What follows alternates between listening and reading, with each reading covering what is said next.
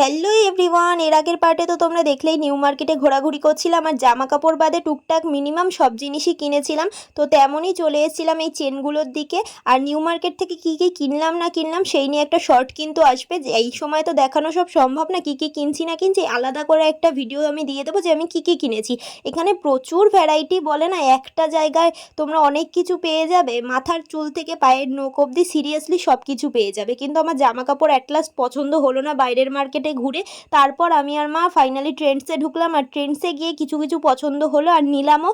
আর মা বলছে যখন তুই ট্রেন্ডস থেকে নিবি সে তো শ্যামনগরেও আছে, সেখান থেকেও নিতে পারতি। মার কথাটাও ঠিক, এত দূরে এসেও যদি আমার ট্রেন্ডস থেকেই জামা প্যান্ট নিতে হয় সে তো আমি বাড়ির সামনে থেকেই নিতে পারতাম। সে যাই হোক, অ্যাট লাস্ট আমরা শিয়ালদা স্টেশনে এসে ট্রেনে উঠে গেলাম আর ট্রেনটা ফাঁকাই পেয়েছিলাম, এটা ভাগ্য।